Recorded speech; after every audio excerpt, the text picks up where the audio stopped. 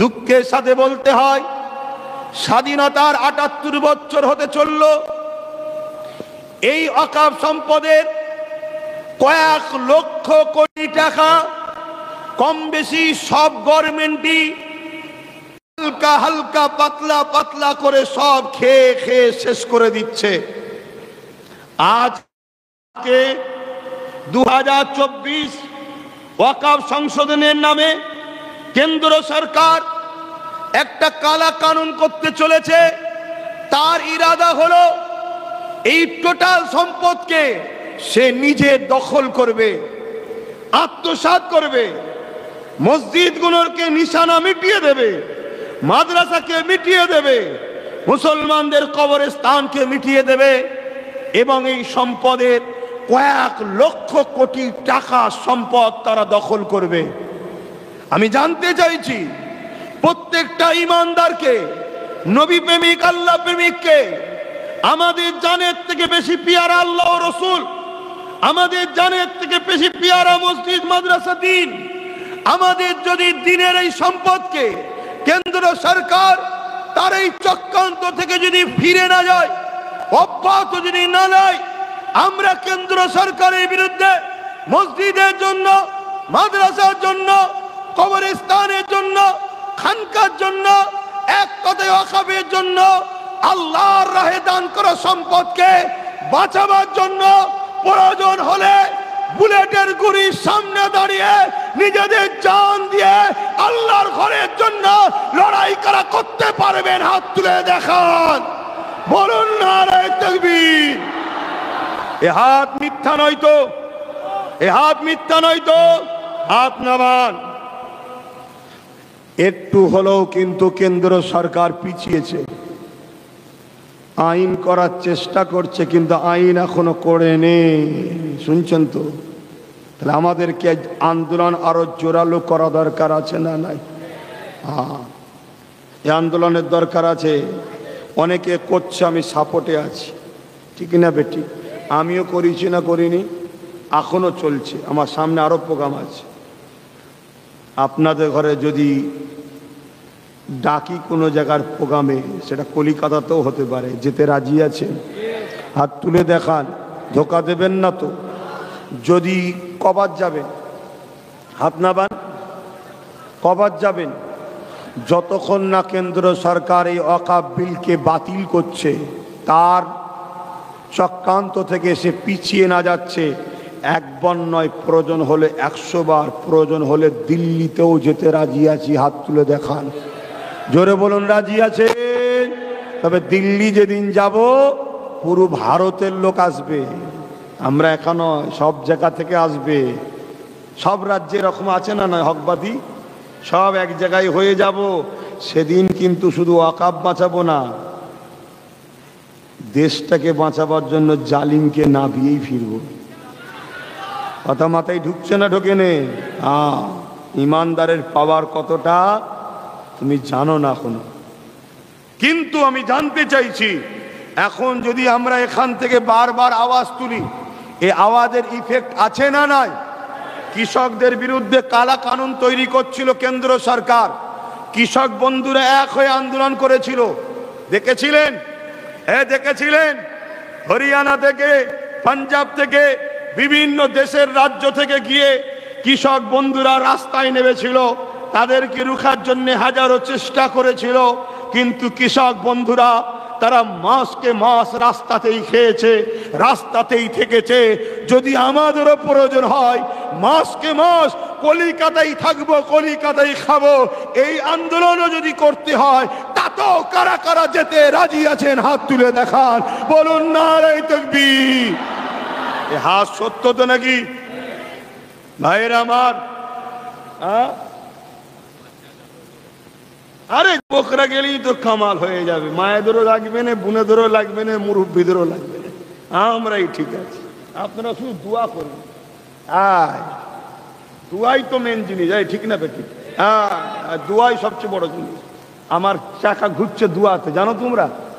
আমার চাকা যে এখনো ঘুরছে, সবাই তো বলেছিল চাকা রুকে দেবো, বলেছিল না? বলেন? আমার চাকা রুখতে পেরেছে, এখনো ঘুরছে। কিসের পাওয়ারে? দোয়া। কথা বুঝে আসছে? মুরব্বীদের দোয়া দরকার। তো যাক, আমি যেটা বলছি অন্যদিকে চলে গেলে হবে না। তাহলে কেন্দ্র সরকারের অন্যায় করছে না, করেনি? সে রাজনীতিতে কাকে ঠকাচ্ছে, কাকে দিচ্ছে, যারা ভোটাভুটি করে তারা তাদের সঙ্গে বুঝে নেবে, ঠিক না বেটি? কিন্তু আমার ধর্মের ব্যাপারে হাত দিলে আমরা কেউ ছেড়ে দেবো না।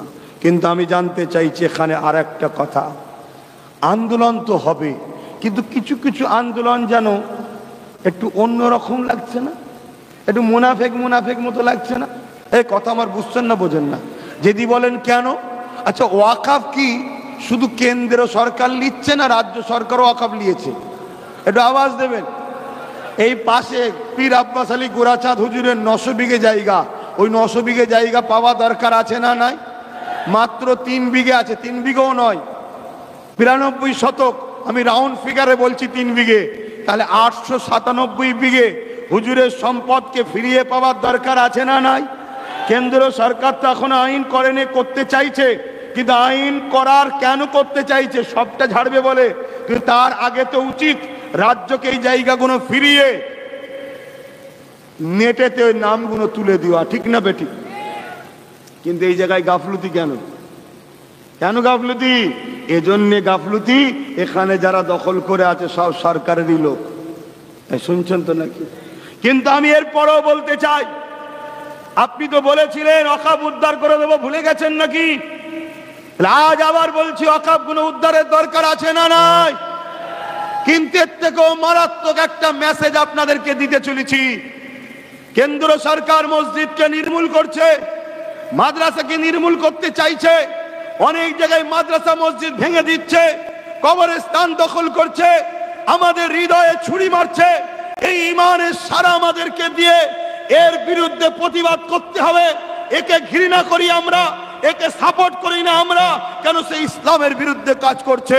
কিন্তু পাশাপাশি এটাও আপনাদেরকে জিজ্ঞাসা করি, যদি আপনার মায়ের পেটের ভাই দ্বীন ইসলাম কোরআন মাদ্রাসা মসজিদের বিরোধী যদি হয়, তার সাথে সম্পর্ক রাখা যাবে?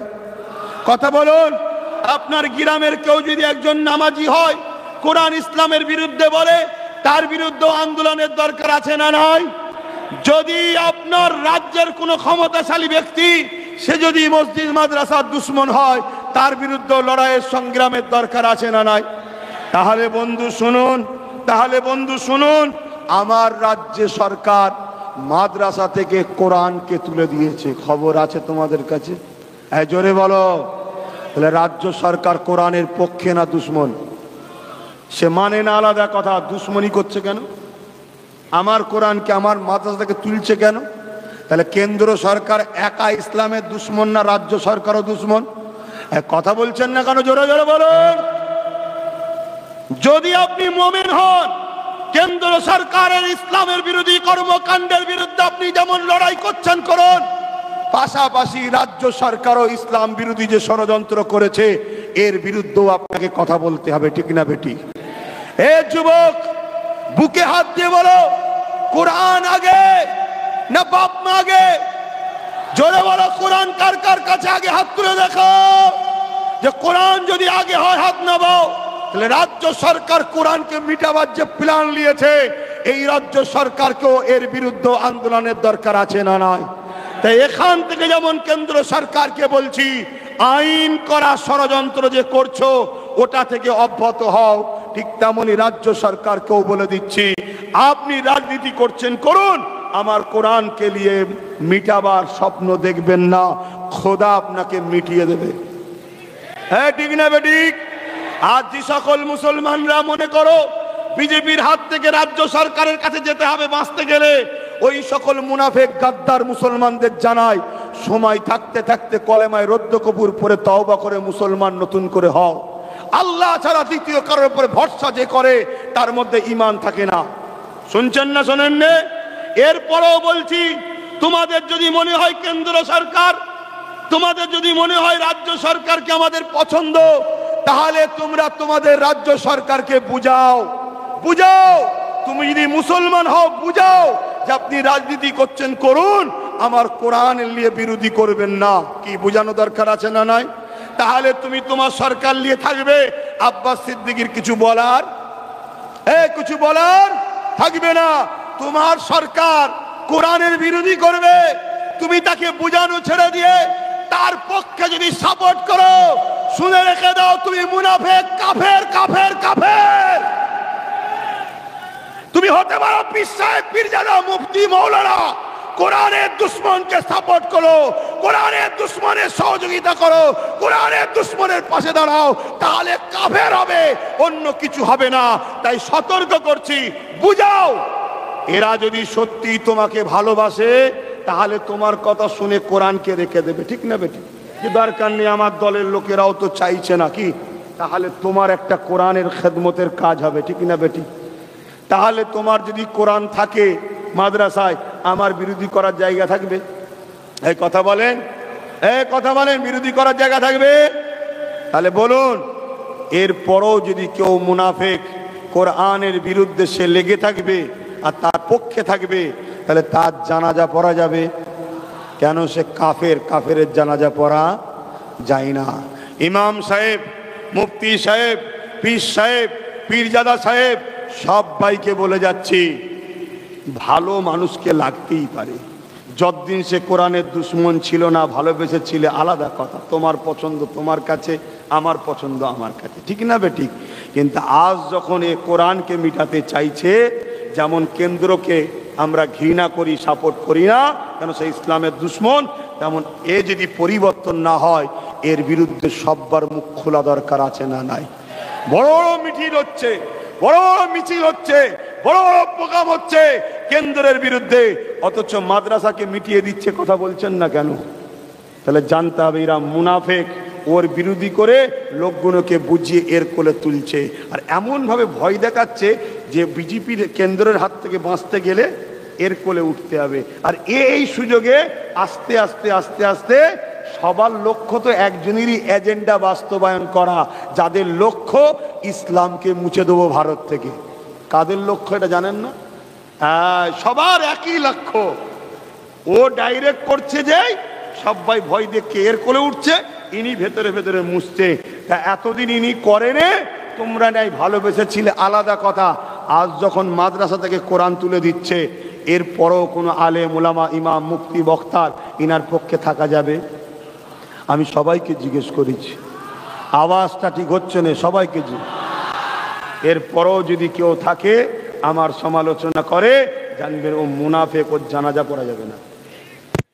এরপরে আমার কথা নেবেন না, নেবেন না, পরের কথা কবরে ঢুকুন, মজা বুঝবেন। আর এটাও শুনে রেখে দেন, কোরআন বলছে তোমরা আল্লাহ ও রসুলকে ছেড়ে দিয়ে যার উপরে ভরসা করবে, আমি তার হাতে তোমাকে মিটাবো, তার হাতে মিটাবো। তোমরা যারা কোরআনের দুশ্মনের পক্ষে যাবে, তার হাতেই তোমাদেরকে আল্লাহ মিটাবে। মিটছে না মেটেনে? এই কথা বলুন, মিটছে না মেটেনে? যার দ্বারা প্রতিষ্ঠিত হচ্ছে তাকেই এখন কুপোচ্ছে, যার দ্বারা প্রতিষ্ঠিত হয়েছে তাকেই এখন লাথি মারছে, হচ্ছে না হয়নি সমাজে? এখনো সময় আছে। এতদিন করেনি ইমাম, মৌলানা, মুফতি, আলাদা কথা ছিল, যার যাকে ভালো লেগেছে। কিন্তু বলুন, কোরআন যেমন ছিল আছে থাকবে, কোরআন নিয়ে যেন খেলা না করে। কোরআন নিয়ে খেলা করবে না, আব্বাস সিদ্দিকীর বলার কিছু থাকবে? আমি আসবো, জলসা করব, কোরআন হাদিসের পক্ষে চলে যাব। আমি কোরআনের পক্ষেই কোরআনের মাহফিল থেকে বললাম, এই অসুবিধে হলো? ও ভালো করে শুনুন, আরো একটা কথা বলে যাচ্ছি। কোন ইমাম সাহেব, মৌলানা, মুফতি যদি মনে করে যে বললে আমার মাইনেটা বন্ধ হয়ে যাবে, আমি বলবো ওই হারামের টাকা খাবেন না। আল্লাহ এমন রোগ দেবে, এমন রোগ দেবে, কোটি কোটি লাখ লাখ টাকা বেরিয়ে যাবে, তোর রোগ সারাতে পারবি না, কেন কোরআনের দুশ্মন হয়ে গেছে। শুনছেন তো নাকি? আর এরপরও আমি ওপেন বলে যাচ্ছি, আসুন ইমাম সাহেব, মৌলানা সাহেব, ভুল এতদিন পরে যেদিন বুঝতে পেরেছেন, ভুল করেন সাথ দিচ্ছেন আলাদা কথা, এখন তো ভুল করেছে বুঝতে পেরেছেন, চলে আসুন। আমি আব্বাস সিদ্দিকী, প্রমাণ রয়েছে, সব রেকর্ড হচ্ছে, আপনাকে 10,000 টাকা করে মাইনে দেবো। কত? 10,000 করে। চলে আসুন। আর আমার মা বোনেরা, আপনারা যদি মনে করেন আমার মাসের 1000 কি হবে, মারে তুই 1000 খেতে গিয়ে এমন ব্যায়াম আসবে, এমন অভাব তোর সংসারে আসবে, খোদার গজব যখন লেগে যাবে, তুই শুধু ডাক্তারখানায় যাবি আর আসবি, যাবি আর আসবি, যাবি আর আসবি, তোর রোগ মিটবে না, তুই যদি কোরআনের দুশ্মনের পক্ষে থাকিস। ওপেন কথা বলে যাচ্ছি, তাতে তুমি আমায় দাওয়াত করলে কি আর না করলে কি, তুমি আমার সঙ্গে মিশবে কি না মিশবে কি পরের কথা। আমার পক্ষে আগে আল্লাহ ও রসুল, আমার পক্ষে কোরআন ও দ্বীন ইসলাম। হ্যাঁ, আমি হিন্দু খ্রিস্টান দলিত আদিবাসী সবার সঙ্গে মিশবো, আমার ভাইয়ের সঙ্গে সবার সঙ্গে মিশবো, কিন্তু যতক্ষণ পর্যন্ত মিশবো যতক্ষণ সে আমার কোরআন ইসলামের বিরুদ্ধে বলবে না। যেই বলবে আর তার সঙ্গে আমি মিশবো না। আমার ছোট ভাই নওশাদ, ওকে আমি ভালোবাসি। যেদিন দেখবো ওর কাজ কাম কথাবার্তা কোরআনের ক্ষতির পক্ষে যাচ্ছ, ভাই তো কি হয়েছে, ওর বিরুদ্ধে আমি যুদ্ধ করব। আমি আমার বাপ মাকে চিনি না তো ভাই দূরের কথা। আমার বাপ মা কোরআনের পক্ষে আছে, বাপ মার জুতো মাথায় রাখবো, কেন রসুল বলেছে। কিন্তু বাপ মা যদি কোরআনের বিপক্ষে যায়, নাউজুবিল্লাহ, তার আগে আমার বাপ মার আল্লাহ মৃত্যু দিক আমি দোয়া করি, নাউজুবিল্লাহ। ইনশাআল্লাহ খুন আলাদা খুন, এরা যাবার খুন নয়, জোরে বলুন সুবহানাল্লাহ। কিন্তু বুঝাবার জন্য বলছি, আমার কোরআন আগে বাপ মা আগে নয়, আমার আল্লাহ রসুল আগে বাপ মা আগে নয়, আমার দ্বীন ইসলাম আগে বাপ মা আগে নয়। কেন এই পৃথিবীতে লক্ষ কোটি বাপের কুরবানিতে ইসলাম এসেছে, কোরআন এসেছে। আজকে তুমি রাজ ক্ষমতায় কোরআন মিটাতে চাইছো। উনি রাজ ক্ষমতায় মসজিদ মাদ্রাসা ইসলামের অকাব মিটিয়ে দেবে, নিশ্চিহ্ন করে দেবে, আর তাতে তুমি হাওয়া দিয়ে সাথ দিচ্ছ। এটা মেনে লিয়া যাবে? এটা মেনে লিয়া যাবে? তাহলে বলুন, এই যে 5 মিনিট যা ওয়াকাব বা মাদ্রাসার কোরআন মিটাচ্ছে, এই যে বিষয়টা আলোচনা করলাম, কষ্ট হলো আপনাদের? কার কার কষ্ট হয়নি? আল্লাহকে সাক্ষী রেখে হাত তুলবেন। মুনাফিকি হাত না হয়, আল্লাহ দেখছে। হাত লম্বা করে তোলেন, হাত লম্বা করে তোলেন, হাত নাবান। আগামী দিন ডাকবো জনসভায়, যাবেন না? কাজে ব্যস্ত থাকবেন, পেটের জন্য ঘুরবেন। পেটও দেখতে হবে, কাজও দেখতে হবে, সংসারও দেখতে হবে। আল্লাহ যে জন্য পাঠিয়েছে সেটা দেখতে হবে। আল্লাহ জান দিয়েছে নিজের শরীর পরিবারের জন্য শুধু নয়, আল্লাহ জান দিয়েছে আল্লাহ দ্বীনের রাস্তায় কোরবান করার জন্যে। কথা সংক্ষেপ করছি, আসুন আমি আমার জায়গায় দাঁড়িয়ে থেকে স্ট্রিট একদম পুরো একদম মানুষ মাত্র ভুলে তো পারে। কালকে সে কোরআনের বিরোধী করেনি, আপনি ভালোবেসেছিলেন, আলাদা কথা, ঠিক না বেটি? আপনার পছন্দ হয়েছে, কিন্তু আজ যখন দেখছেন সে কোরআন তুলে দিচ্ছে, আপনাকে বলতে হবে না? হবে না? তাকে প্রথম বুঝান না। সে যদি বুঝে যায় না আমার ভুল হচ্ছে, তাহলে আমারও বলার কিছু থাকবে না। আপনার পছন্দ আপনি থাকিয়ে যান না, আমার কথা বুঝছেন?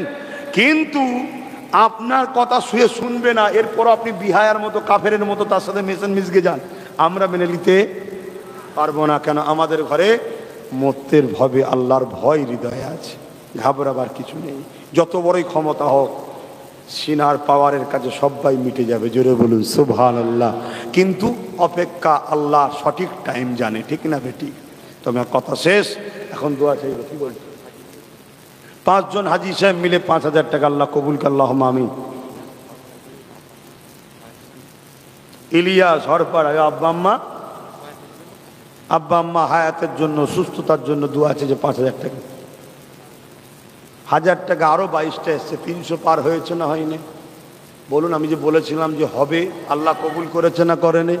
আমি শুধু বলেছি হবে, হয়ে গেছে। দেখুন আল্লাহ কবুল করেছে, ঠিক না বেটি? বিগত দিনে যা বলেছিলাম আজকে ঘটছে না ঘটেনি?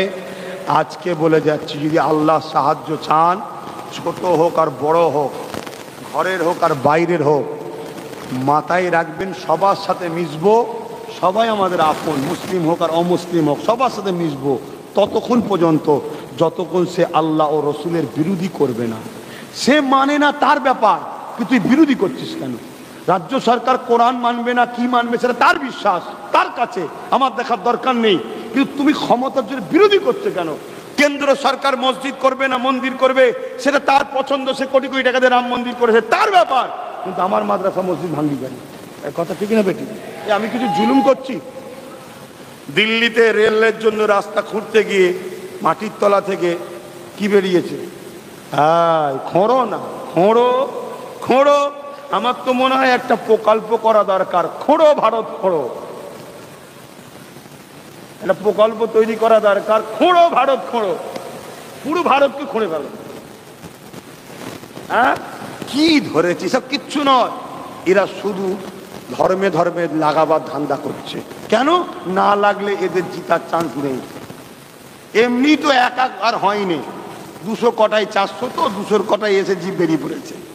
তো ওই জন্য লাগাবার চেষ্টা করছে। তাহলে আমাদের কোনো হিন্দু, আদিবাসী, দলিত কারোর সঙ্গে আমাদের ঝগড়া আছে না। আমাদের ঝগড়া অন্যায়কারী শাসকের বিরুদ্ধে। আমার দেশকে যারা ক্ষতি করছে, সংবিধানকে যারা ক্ষতি করছে, আমার ধর্মের যারা ক্ষতি করছে, তাদের বিরুদ্ধে আমাদের লড়াই। ঠিক না বেঠিক? হিন্দু আমার ভাই, হিন্দু মা বোন বাপ ভাই সবাই আমাদের আপনজন, দেশবাসী। ঠিক না বেঠিক? এটাকে মাথায় রাখবেন।